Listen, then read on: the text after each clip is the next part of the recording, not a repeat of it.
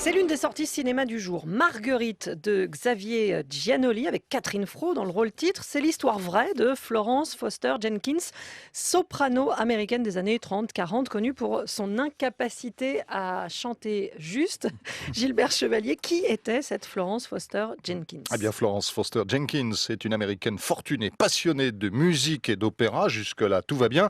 Sauf que Florence Foster Jenkins est persuadée d'avoir du talent et alors qu'elle chante horriblement mal et Ah faux. bon. On arrête là. Hein. Ah bon. Moi j'aime bien. Née Florence Foster en 1868, elle manifeste très jeune un goût pour la musique. Elle apprend le piano qu'elle maîtrise quand même relativement bien.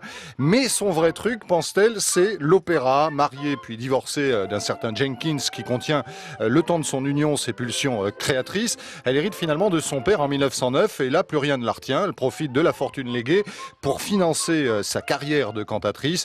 Elle prend des cours de chant et commence à donner des récitals en 1912. Mais comment est-ce qu'elle a pu chanter ainsi dans les grandes salles Alors il faut avec quand ce même grand talent?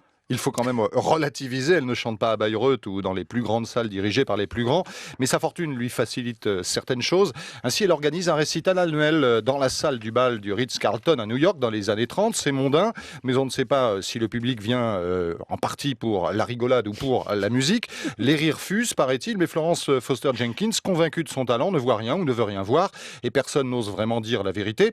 Il faut dire que Jenkins est un brin mégalomane, sûr de son talent, son argent, son influence lui ouvre en tout cas en 1944 les portes du Carnegie Hall à New York, qu'elle remplit jusqu'au dernier siège. Un mois plus tard, elle meurt d'une crise cardiaque. Selon certains, les critiques, les moqueries l'ont tuée.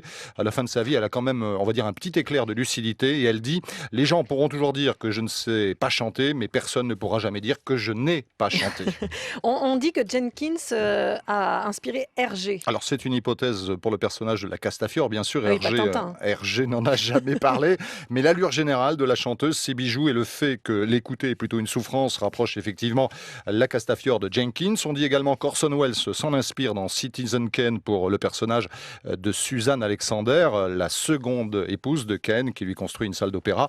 Plusieurs pièces de théâtre ont également été montées autour de ce personnage, Florence Foster Jenkins, et un autre film devrait sortir l'année prochaine signé Stephen Frears avec Meryl Streep dans le rôle de Florence Foster Jenkins. Et aujourd'hui, c'est Catherine Fro qui l'interprète dans Marguerite. Merci Gilbert Chevalier, on part à la bourse.